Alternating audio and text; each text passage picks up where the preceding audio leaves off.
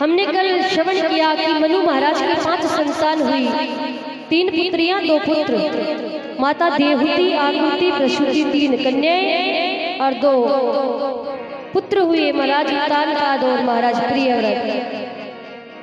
कल हमने माता देवहूति, प्रसूति और आकृति और महाराज तालकाद के चरित्र का वर्णन बड़ा ही सुंदर सभी ने श्रवण किया है, और आज महाराज प्रियव्रत के चरित्र का वर्णन बहुत ही सुंदर अभी हम सब सुनेंगे। मनु महाराज के पुत्र हुए हैं महाराज प्रियव्रत, और जो महाराज प्रियव्रत है उनका विवाह प्रजापति विश्वकर्मा की पुत्री बृहस्पति से हुआ, जिनसे 10 पुत्र और 1 पुत्री हुई, और पुत्री हुई ऊर्ध्वस्वती, जिसका विवाह दैत्य गुरु श्री शुक्राचार्य जी महाराज के साथ संपन्न हुआ है। और महाराज प्रियव्रत के 3 पुत्र नैष्ठिक ब्रह्मचारी बन गए, और महाराज उनकी दूसरी पत्नी से श्वेत, तामस और उत्तम 3 पुत्र हुए, जो अपने ही नाम वाले मनवंतरों के अधिपति हो गए। अब एक दिन की बात है, महाराज प्रियव्रत ने देखा कि श्री सूर्य नारायण भगवान के प्रकाश से आदि पृथ्वी प्रकाशित हो रही है और आदि पृथ्वी पर अंधकार है। देखा नहीं गया, महाराज अपने ज्योतिर्मय रथ में बैठ करके सूर्य के समान पृथ्वी की परिक्रमा कर डाली। अब तो महाराज सूर्य नारायण भगवान के तेज को ही रोक लिया। जैसे ही देखा कि प्रजा दिन रात कार्य करके बीमार पड़ रही है, पीड़ित हो रही है, देखा नहीं गया और अपनी इस दुराग्रह का त्याग कर दिया। श्री सूर्यनारायण भगवान से क्षमा याचना की महाराज प्रियव्रत ने, और जो उनका रथ था उनके रथ से 7 समुद्र उत्पन्न हो गए, खारे पानी का समुद्र, मीठे पानी का समुद्र, मदिरा का समुद्र, घी का समुद्र, दूध का समुद्र, इस प्रकार 7 समुद्र बन गए, जिनको 7 स्थानों के नाम से जाना गया। लक्षद्वीप, सालमली, कुश, क्रौंच, जम्बूद्वीपे, ये 7 नामों से इनकी पहचान हुई, और इन्हीं 7 स्थानों के अधिपति हुए महाराज प्रियव्रत की पहली पत्नी के 7 बच्चे। और जो ज्येष्ठ पुत्र है सबसे बड़े महाराज अग्निद्र, उनका विवाह पूर्वचिति नामक अप्सरा से हो गया, जिनसे महाराज नाभि का जन्म हुआ, और महाराज नाभि का विवाह हुआ मरु देवी के साथ। अब महाराज नाभि और मरु देवी की कोई संतान नहीं है, संतान के लिए यज्ञ किया, हवन किया, तभी यज्ञ नारायण भगवान प्रकट हो गए और उनके यजमानों से कहने लगे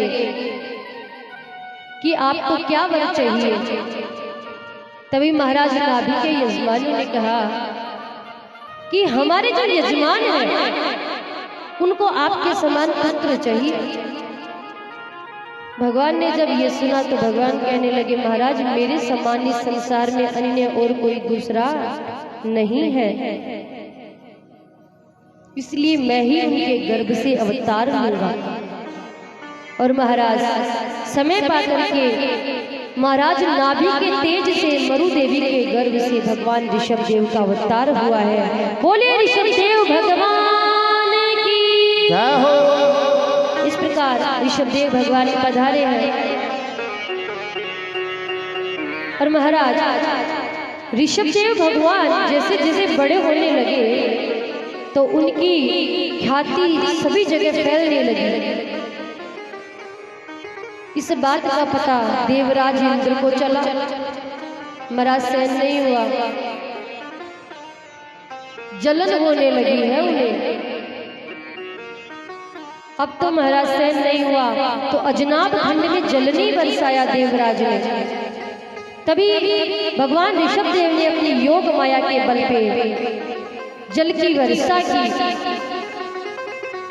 जैसे देवराज ने देखा तो वो समझ गए कि ये कोई साधारण पुरुष नहीं है। महाराज भगवान ऋषभ देव के पास आए। ऋषभ देव से आज देवराज इंद्र ने क्षमा याचना मांगी और अपनी पुत्री जयंती का विवाह भगवान ऋषभ देव के संग में कर दिया, जिनसे 100 पुत्र हुए हैं। भगवान ऋषभ देव के कितने पुत्र हुए? 100 पुत्र, जिनमें से ज्येष्ठ पुत्र जो है भरत जी महाराज, जिनके नाम से हमारे देश का नाम पड़ा भारतवर्ष। 81 पुत्र कर्मकांड के विद्वान हो गए, 9 पुत्र नव योगेश्वर कहलाए और 9 पुत्र बड़े विदेशों के राजा बन गए। महाराज सभी को सब कुछ ऋषभ देव भगवान ने संभला दिया कि तुम तुम्हारा राजपाट संभाल लो। और भगवान ऋषभ देव ने जाने से पहले अपने पुत्रों को बड़ा सुंदर उपदेश दिया कि पुत्रों, ये जो मानव तन हमें मिला है 84 लाख योनियों के पश्चात, ये मानव तन हमें केवल विषय भोगों को भोगने के लिए नहीं मिला। ये सब तो हमें कुकर सुकर की योनियों में भी मिल ही जाता है। ये मनुष्य शरीर हमें दिव्य तप जप करने के लिए मिला है, सत्संग कीर्तन भजन करने के लिए मिला है। और हाँ महाराज, तप जप करने से अंतकरण पवित्र होता है और परमात्मा की प्राप्ति होती है। महाराज राजपाट अपने ज्येष्ठ पुत्र भरत जी महाराज को संभला के चले गए। लेकिन जो भरत जी महाराज है, अब देखिए हमारे देश का नाम भारतवर्ष पड़ा, उसके लिए केवल एक भरत जी नहीं है, 3 भरत ऐसे हुए हैं हमारे। कौन से? भागवत जी के 5वें स्कंद के ऋषभदेव पुत्र भरत जी महाराज, जो जड़ भरत कहलाए। दूसरे दशरथ नंदन भरत, और तीसरे शकुंतला दुष्यंत नंदन भरत, जो इतने तेजस्वी और पराक्रमी की सिंह का मुंह खोल करके दांत गिन लेते थे, इतने पराक्रमी। इन्हीं तीनों के कारण हमारे इस देश का नाम भारतवर्ष पड़ा है। बोलिए भारत भूमि की जय हो। अब महाराज संपूर्ण राजपाट भरत जी महाराज ने संभाला है। आगे चल करके भरत जी महाराज का विवाह विश्वरूप की पुत्री पंचजनी के साथ हो गया। लेकिन वो भी तो भगवत भक्त है, और एक भक्त का मन ज्यादा समय तक कभी भी संसार की मोह माया में नहीं लग सकता। महाराज सब कुछ राजपाट अपने पुत्र को सौंप दिए और सौंप करके पुलह आश्रम आ गए। जब पुलह आश्रम आए तो वहां जप तप करते रहते, जब देखो तब जप तप, ऐसे तन्मयता के साथ जप तप किया महाराज की अपनी कर्म विधि भी भूल जाते। अब एक दिन की बात है, गंडकी नदी के पास जप कर रहे थे, तभी वहां पर एक मृग आया, हिरनी, जो गर्भ से है। वह हिरनी नदी में जल पीने के लिए आई, लेकिन जोर से सिंह गर्जना हुई और सिंह गर्जना को सुनते ही हिरनी ने नदी में ही छलांग लगा दी। और महाराज हिरनी का जो गर्भ था वो नदी में ही गिर गया और हिरनी का प्राणांत हो गया, हिरनी की मृत्यु हो गई। लेकिन महाराज सारा दृष्टांत नदी के किनारे बैठे श्री भरत जी महाराज देख रहे थे। देखा नहीं गया उनसे। महाराज हिरनी के बच्चे को बाहर निकाला। अब बाहर निकाला, यहाँ तक तो ठीक था, लेकिन साथ ले आए। अभी अपना संपूर्ण राजपाट छोड़ करके आए थे जप करने के लिए, आसक्ति से परे, और अब फिर आसक्ति में चले गए। हिरण के बच्चे को साथ लेकर के आ गए। महाराज जब देखो तब उसी के साथ समय व्यतीत करने लगे, खाते पीते सोते उठते जब देखो तब उसी के साथ, यानी अपनी कर्म विधि भूल गए, इतने आसक्त हो गए उसमें। और महाराज एक दिन वह हिरण का बच्चा, सामने से कोई हिरणों का झुंड जा रहा था और वह बच्चा भी उस हिरणों के झुंड के साथ चला गया। अब वो जब चला गया तो महाराज भरत जी ने उसे बहुत खोजा, खूब ढूंढा, लेकिन वो कहीं नहीं मिला। तो उसकी आसक्ति में पड़े पड़े ही उनकी मृत्यु हो गई। इतने आसक्त हो गए कि उसकी आसक्ति में पड़े पड़े मृत्यु हो गई। और भगवान श्री कृष्ण ने गीता में कहा है, यम यम वापि स्मरणम भावम तजत्यन्ते कलेवरम तम तमे वेति कौन्तेय सदा तद्य भाव भावितः।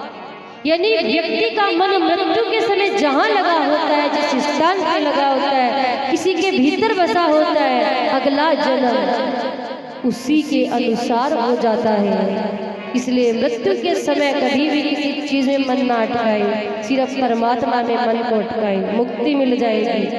अब भरत जी महाराज का मन अटकाता उस हिरण के बच्चे में। महाराज जन्म मिला तो हिरण बन करके आ गए, हिरण बन करके आए। लेकिन मृग योनि को पाने के पश्चात भी पूर्व जन्म की यादें बनी हुई है, पूर्व जन्म की स्मृति है उन्हें। इसलिए भगवान का नाम जप करते, पर्वत पर रहते, कुछ घास फूस मिल जाता तो खा लेते, नहीं तो भगवान का भजन करते। और भगवान का भजन करते हुए अपनी इस मृग योनि का त्याग कर दिया। और तीसरे जन्म में अंगिरा गोत्र के एक ब्राह्मण परिवार में उनका जन्म हुआ। महाराज जन्म से ही परम वैराग्य, किसी से कोई मतलब नहीं रखते, कोई बोले तो ठीक, ना बोले तो भी ठीक, भोजन मिले तो खा लेते, ना मिले तो भूख नहीं, लेकिन किसी से कोई मतलब नहीं, आसक्ति से परे। क्यों? वो जानते हैं आसक्ति के कारण 3 जन्मों तक किस योनि में रहना पड़ा, इसलिए आसक्ति से परे हो गए। और महाराज एक दिन की बात है, पिताजी ने कहा,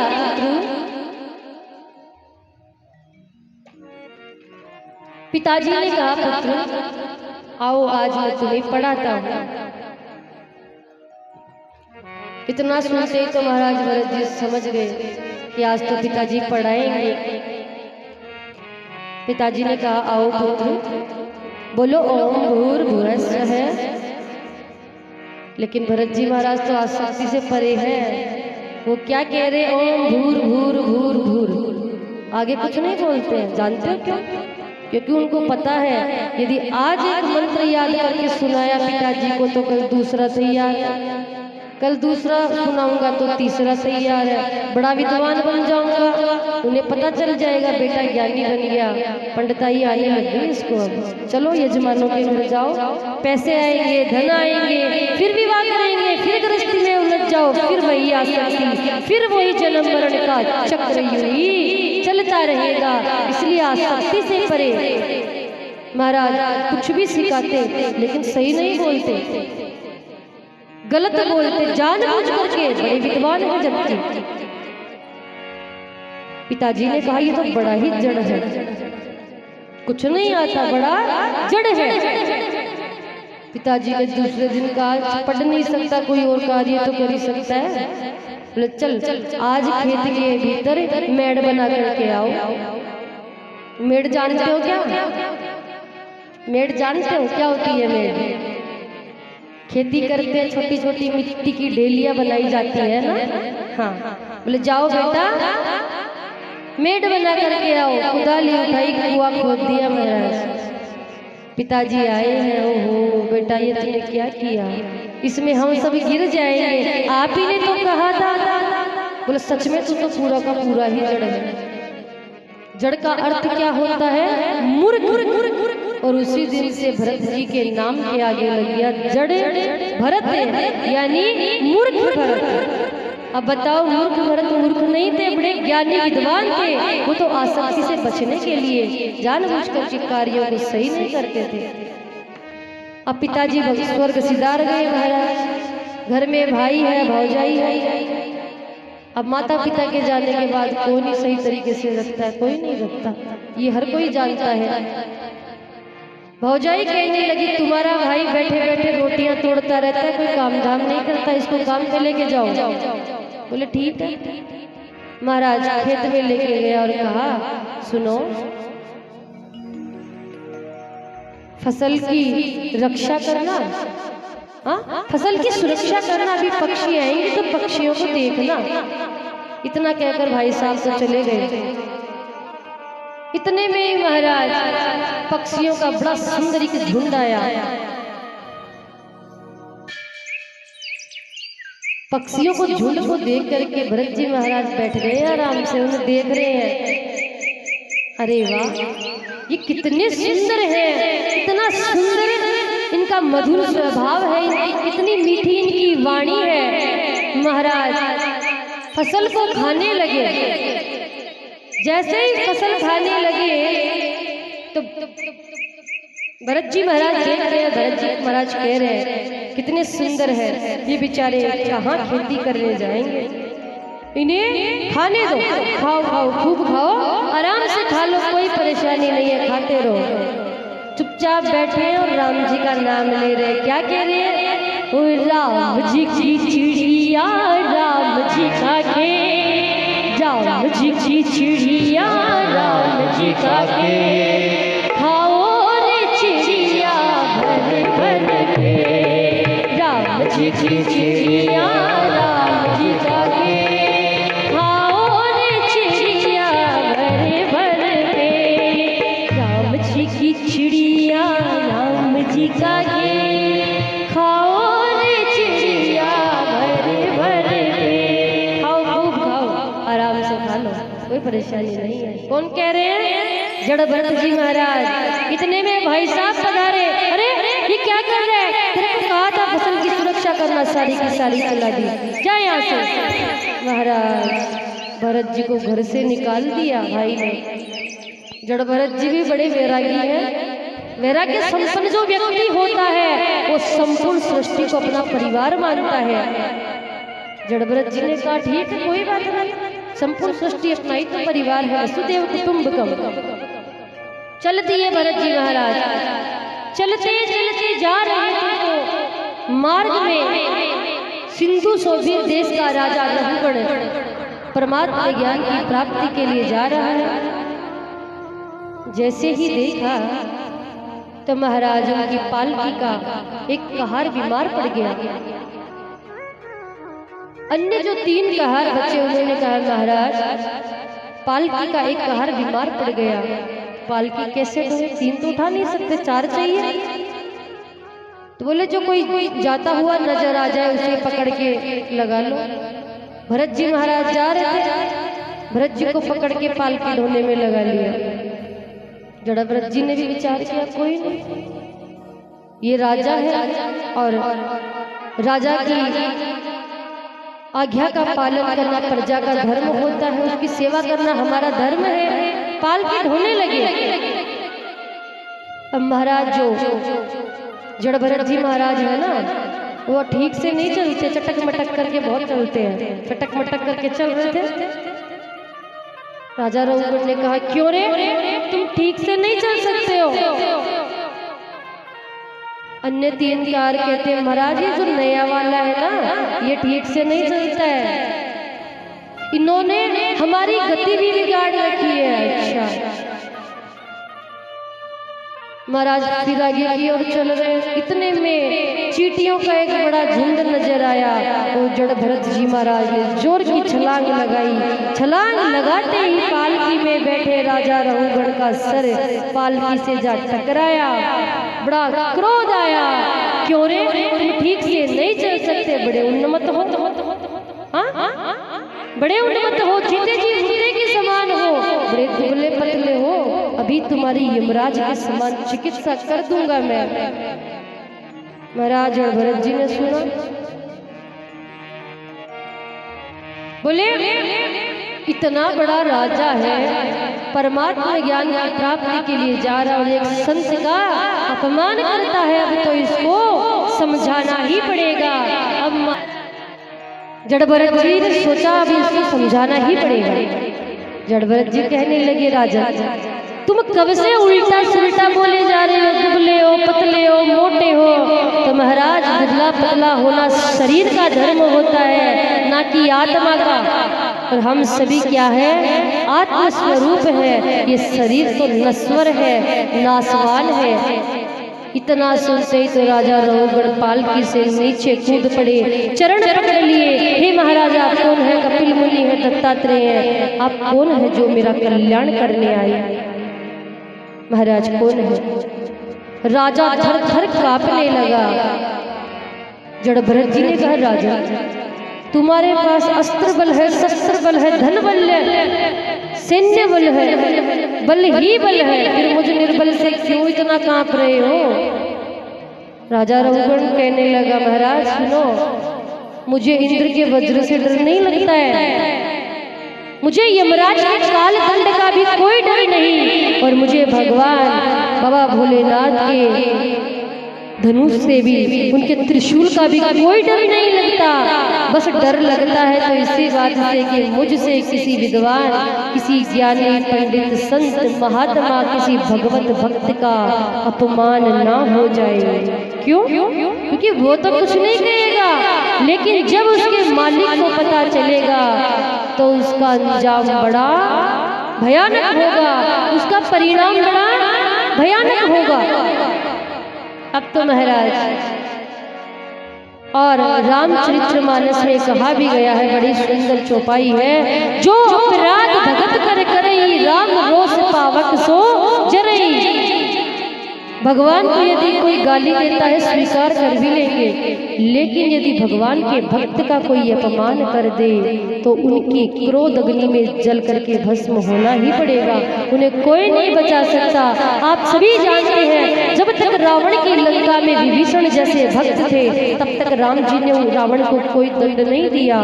जैसे ही विभीषण का अपमान करके रावण ने अपनी लंका से बाहर भगाया, उसी दिन रावण की मृत्यु हो गई। और तुलसीदास ने लिख दिया, अस कहीं चला विभीषण जब ही, आयु हीन भये सब तब ही। अब लंका वालों, तुम्हारी आयु समाप्त हो चुकी है, राम जी तुम में से किसी को नहीं छोड़ेंगे, सबको मार देंगे। इसलिए भगवान का कथन यही है, मेरा अपमान भी प्रेम समझ लूंगा, यदि मेरे भक्त का अपमान किया तो छोड़ूंगा नहीं। महाराज बड़ी सुंदर बातें राजा रहुगण कर रहा है। जब जड़ भरत जी ने सुना तो जड़ भरत जी ने बड़ा सुंदर उपदेश आज राजा रहुगण को दिया कि रहुगण, घर बार छोड़कर जाने से कोई परमात्मा ज्ञान की प्राप्ति नहीं होती है। हाँ, बड़े बड़े छंदों को, सोरठों को रटने से भी नहीं होती, चौपाइयाँ गाने से नहीं होती, यज्ञ हवन इत्यादि करने से भी नहीं होती। तो बोले कैसे होती है? बोले जब तक भगवत चरणार विंद की सेवा ना की जाए तब तक भगवत ज्ञान की प्राप्ति नहीं हो सकती। हाँ, जब तक। और महाराज जो सेवा धर्म है ना, वो अत्यंत कठिन है। सेवा से बड़ा कोई धर्म नहीं होता, अत्यंत कठिन है। और सेवा से ही परमात्मा ज्ञान की प्राप्ति होगी। साथ साथ हरि नाम संकीर्तन इस जीवन का सार है, क्योंकि हरि नाम संकीर्तन ही जीवन में साथ चलता है और कुछ नहीं जाता।